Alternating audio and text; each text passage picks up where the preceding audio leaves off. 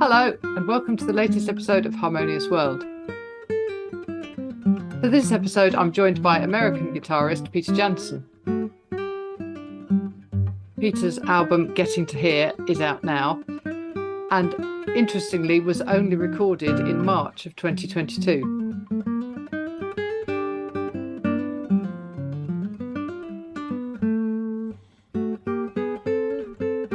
What you're listening to now is Blues for Joe. I hope you enjoy listening to our conversation.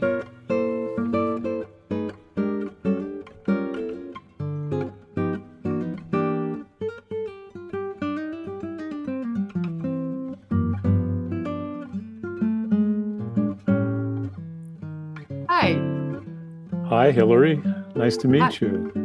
You too, Peter. Great to meet you. Thank you. Very good. Well, thank you very much for joining me. I really appreciate your time. And thank you too for having me. Tell me about this album, Getting to Here. It sounds like it's a little bit of a kind of rite of passage for you. Yeah. So, well, there's a lot of story here that goes with this because it's really a result. It's a baby of the pandemic and the isolation and that I went through. And so to give you a timeline of it, if that would work for you, the last gig I did before the lockdown was I played a concert in Los Angeles on January 26th of 2020. And then I came back to Boston and I started doing some work on the next recording and, writing and things like that, and was looking forward to spring concerts and summer concerts and the usual. And then, of course, here in Boston, the lockdown happened about the first week of March. And then, they said at first it was only going to be a few weeks, and then it became obvious that it was going to be significantly longer. And I had a particularly difficult time with it. I have asthma, and so I was at a higher risk than some people. And so I was pretty much within the confines of my apartment for a good 18 months, and it was very, very difficult for me. I could get out and go in the car, I could drive around, but the streets were empty. It was really surreal, it was very, very bizarre for me. And I'm kind of gregarious. I love being around people. I love performing. I didn't even do any streams because there's no, performing. You know what I mean? It's like for me, it was not the reason why I do these things. And so in August of 21, I decided, well, I have to start feeling like I got some hope happening. So I record down in Nashville with a couple of people. I usually have Eric Kahn do the producing and Brandon Bell do the engineering when they're available. And they were, and I went down in Nashville, and it was a disaster. It was abysmal. I hadn't played in 18 months in front of anybody. It was very, there was all the mental things happening. And then as soon as the first day didn't go that well, it just spiraled, Well, it's a testimony to their brilliant work that they do down there, that they put together an album out of those tracks that week that I was down there. But it wasn't me, I was so horrified by by my performances. Honestly, Hillary, it was like I could go 10 or 15 seconds and I'd have a blank, Wow. And it was really hard. It was so embarrassing to me. I hadn't gone 18 months without playing a concert and intensive amounts of playing since I was probably 15 years old. Right. And so I was so upset that I actually drove straight from Nashville to Boston. I couldn't wait to get home. I only stopped for gas. And so that's like a 20-hour drive, and Wow. I was so upset. And I just sort of hunkered down for a couple of days. And then I started thinking about it, and I called them up after a week and I asked them to just throw away all the tracks, and I wanted to start over. And at that point, I was seriously considering stopping music because I wasn't sure that I could recover from all of this stuff. And so I had to make a choice. So it was around the end of August, and at that point of 21, and I made this choice, and I said, "Yeah, no, I'm not quitting." And so I really started fresh. I did all new material, and I worked really hard. And then in March of 22, I went back. And so the tracks that you hear on this album were the 6 that we selected out of, I think, 10 that I had recorded. And every one of them is straight through. Every one of them is no Oh, edits. really? Oh yeah, they're Wow. straight through. There are no edits. I think there was one edit in Spain, on that, boom, pop. I think I missed one of those, and so we just punched it. But Right. but basically there were no edits. And then the longest song, the um, I should have just waved hello, that tune, that actually is overdubbed. You can hear that Yeah. there's Oh, yeah. extra guitars and all of that. Yeah. And we did that old school. I mean, we really did that old school. I wrote it the night before, the basic ideas the night before, and then I went in and because I had booked a week, and these songs just went down like bam, bam, bam, and I'm like, well, what are we going to do? So I decided to write another tune, and in this here, Brandon on who was the engineer, Brandon Bell. I mean, he became a writer along with me because he would input that. He would say, what about these sounds? And he was creating this sonic landscape, Yeah. and we were just doing it right then. We had 2 days to sort of like create this thing, and then you can hear this voice and it sounds like a little kid in Yeah. there. Yeah, that's me, actually. That's me, and I'm saying like I don't understand or and stuff like that, or what. It's just these very short phrases, and he took them into whatever. I mean, they got to these millions of apps and things like that. Right. And he says to me, and I said to him, I said, well, it's a story of my childhood, and it's really supposed to be a kid saying this, not this adult, And he says, oh, I can do that, and he just twists some knobs, and all of a sudden sounds like it's a 10-year-old. Yeah, it does. But that's actually me. Wow.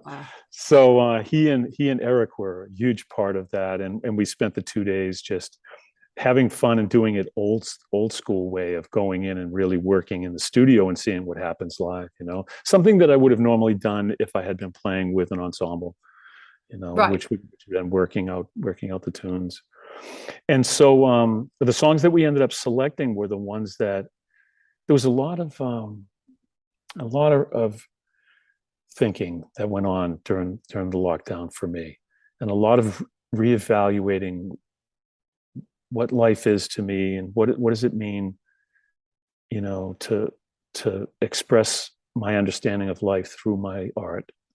And I decided, so with each of the songs, like All the Things You Are, to me, that was one of the takeaways I got from this, was that, everybody that I know, everybody that I've been associated with, are these beautiful people, who are so complex as human beings and so rich. And I'm not saying there ain't bad people in the world. There are, and I don't want to get into trying to evaluate them or anything like that. But all the people that I know, man, it's such a honor and a privilege to know them. And I wanted to then I took that song and I was like, this is how I feel about the world and about people and about our potential, as a species. And so that was how I selected that one. I'll be totally honest with you. This is exactly what I set up this podcast to do, is to get to really the heart of what makes creative people create and how you go about it, because everybody does it differently. And this is brilliant. Absolutely fantastic. Oh, wonderful. Okay. So the second one is Gingy, which is a Jobim standard. And of course that Gingy is that, a lot of people, I think, used to think that Gingy is about a person or that something like that. But Gingy was actually his farm, and it was his escape. And so, Oh. yeah, so in Brazil, he had a farm that was very rural and, all wild and stuff like that. And that was his escape. He would leave the city, he would leave Buenos Aires or wherever he was staying, and when he needed to escape, he would go to his farm. And all the music is about the beauty of the trees and the air and all of these beautiful visions, And of course, it's been interpreted by many people, and it became a standard because of the beauty and complexity of the composition. But all I kept starting to think about at that time was, I need to be thinking about these things. I need to be thinking about the future, about Right. the potential beauties of the world, and the ability to, you know, go out with my friends and go to a beach or an ocean or the woods, or and hike and do all the things that I really love to do that I couldn't do any of, you know. And so that's how I started doing that. And on the take that we took, the intro part is pretty truncated. You Yeah. know, it's a very brief. I don't do it like that very often, but I did it that way that time, and it just seemed to feel right to me. It felt like this is how I feel about this. I'm not quite sure if that's going to happen for me or not, or for the world. You know what's happening, because it's the world's changed. You know, especially in the past 5 years. Yeah. And so that was how I selected that. Spain, you know, Chick Corea. Um, you know, this was he's been an inspiration for me since I was a kid. You know, I first heard his Return to Forever album with Fleur Purim and Airto Yeah. It's and Stanley classic, isn't it? Clarke, and oh my God. Yeah. And you know, I started playing really young. In fact, I started. My dad was an amateur jazz guitarist, and he had a trio, and they used to play in this restaurant, you know, and stuff like that. And he would bring me down there, and I would just sit, you know, and they would play, and I'd be like, "This is so cool." And I started playing guitar when I was probably like 6 or 7. But and it was all the usual stuff, you know. But when I heard as a teenager, I was probably like 16, 17, something like that, somewhere around there. When I heard Return to Forever, it was like the whole music world went into color from black and white. I was like, wait a minute, you know, these are magnificent. It's a beautiful language and the chords and stuff like that. So I started following him, and I've got many inspirations, but he's one of the really important ones. And I've got a lot of the same values that he has. And I can tell you as a sidebar, I went to you know, he passed away Yeah. just 18 months or so ago. And I went to his tribute down at the Lincoln Center in New York that they had, and it had been delayed, but I went to the one that was the rescheduled one.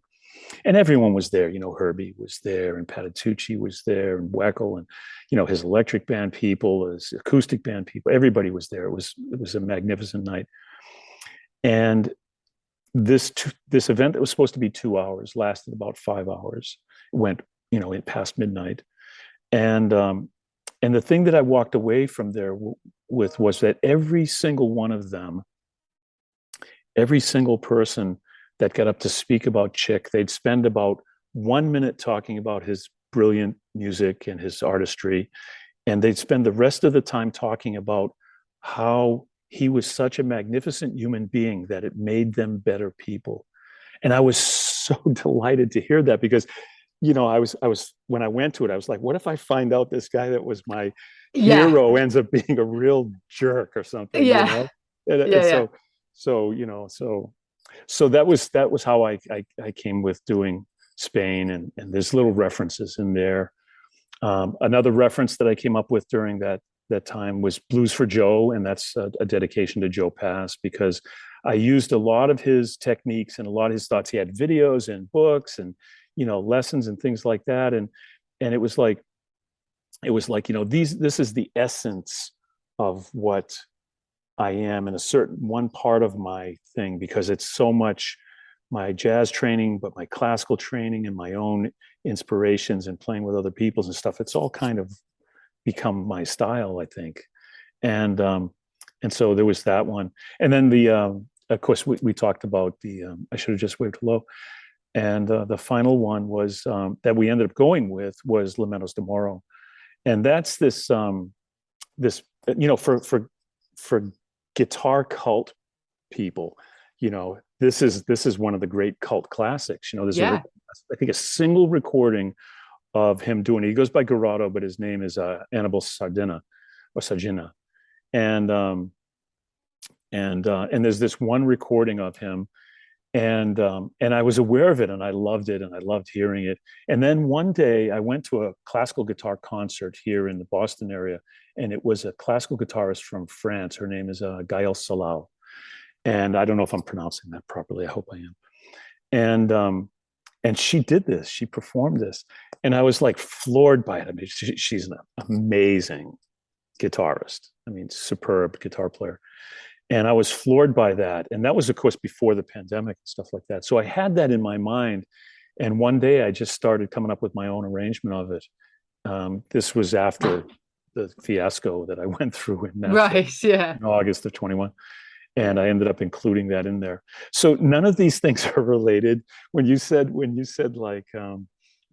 oh, everybody does it differently. It's like I do it differently every time too.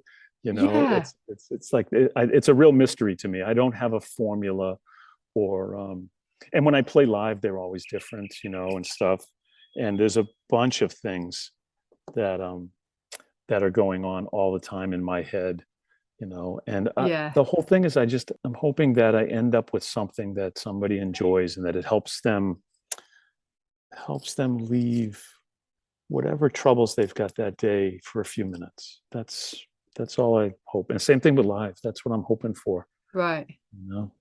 It sounds Yeah. schmaltzy. It really means a lot to me. I know it sounds schmaltzy, but I really feel that way. Isn't that the best music, whether it's live or recorded? It's music that allows you to escape from the mundanity or the complexity of your life, that just allows you to be in that moment. I think Yes. there's nothing better than going to a gig, turning your phone on silent, putting it in your pocket, and then suddenly realizing you haven't taken it out. And that's what I think when people are videoing or they're taking photos on their phone during gigs. I think it's less about how annoying that is for everybody else. It's more about they're not actually getting into that music at that moment and what the artists are doing at that moment. And I think that's a shame. Yeah, I'm right there with you. I think you're absolutely correct. It's an interesting thing that for me, even the title of your show, Harmonious World, it's like I'm not Pollyanna, but that's a vision that I have. I think it's a potential. I think we really can do that. And so when I found out that you were interested, I was like, oh, I have to check this out because, that's exactly how I feel. And Yeah. And I hope that my music kind of conveys a little bit of that and brings somebody to that place a little bit. I hope so anyway, Yeah. who knows, you never know. No, and that's actually the joy of doing this podcast. I just, I interview people and I send it out into the world, and I don't know the effect it has on people. I don't know whether all of a sudden, an artist is going to sell loads of copies of that album because, it's because somebody's heard it on the podcast.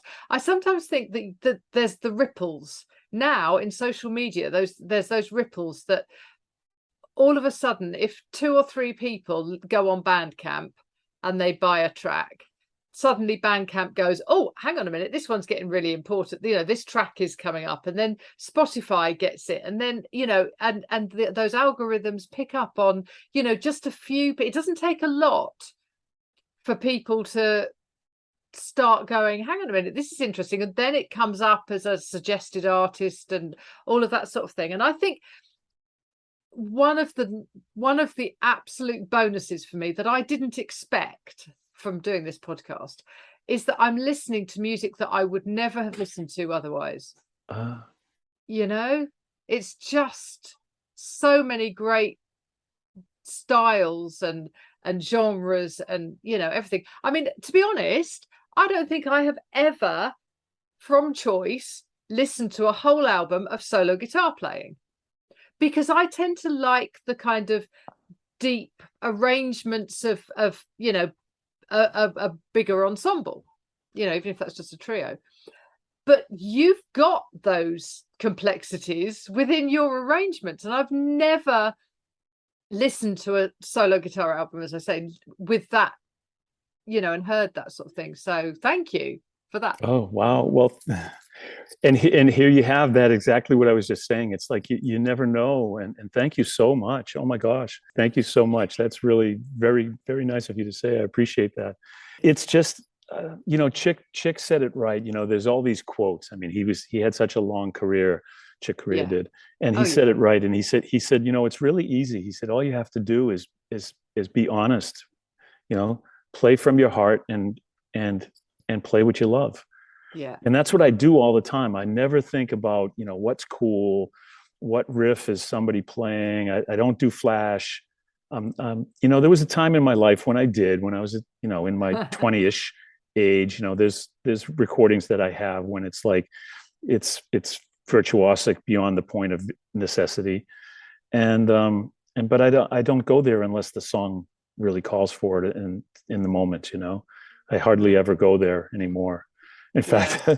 I play sitting down now. It's like it's solo guitar, so I take the classical kind of approach to it, which is like, all the classical guitarists sit down. I'm going to do that. I Right. started doing that about 10 years ago. It's like no more standing up for me. I've stood up my whole life. Now I'm going to sit. Yeah.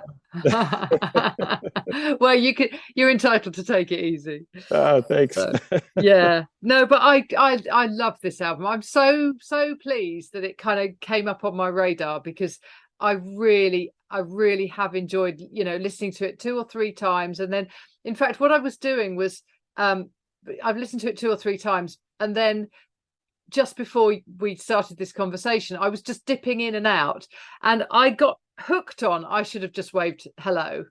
And because that, you suddenly hear that little boy going, and you suddenly hear other things, and you go, wow. And there's a complexity, but there's also a simplicity about it, almost a childlike simplicity beyond the complexity, which is weird but great. So thank you. Oh, well, thank you. And thank you so much for sharing that with me. That starts my day off like on a really high note. I appreciate it. Thank you. Excellent. Well, I hope you're planning to come to the UK at some point and tour this, because it's I have to tell lovely. you that I am. I've got something happening next July in Newcastle on Tyne, and I'm looking right now for an agent that knows the UK that can start to get me out in there, so that I go out and do about a week of playing, and hopefully London will be one of them, and wherever is available, I'm going to be doing that. So I just started. I just landed that gig, and I'm just starting to do that. I don't know all the Fantastic. details. In fact, it's so new that I just know that I have it, and I think it's July 3rd, but I'm not even sure of that. Okay. And Well, I have no idea where that is compared to you, because oh, I it's don't. it's a long way. It's a long way, Oh, but okay. we'll get you. We'll find you some venues that Awesome. that. So you need to go to the 606 Club in London. That's where you Okay. need to be, because that would be perfect. It's like a proper. In the old days, it used to be a really smoky basement. Of course, it's not smoky anymore. That would Yep. be great. So we'll get you in there. Oh, I'll, I'll absolutely follow up on that. Thank you so much. Hillary, brilliant. this has been such a delight. Thank you so much. It's been brilliant. Well, I hope you have a great day, and I look forward to seeing you next year. Thank you so much. I do too.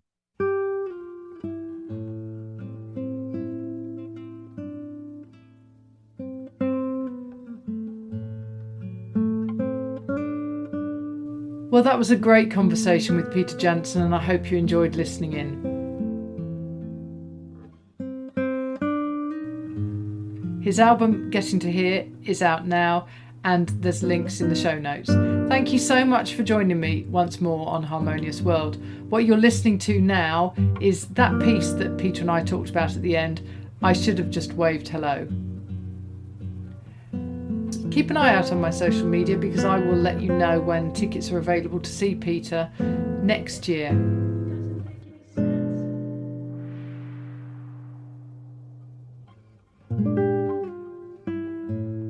So thank you once more for joining me on Harmonious World, and I hope you have a really good week.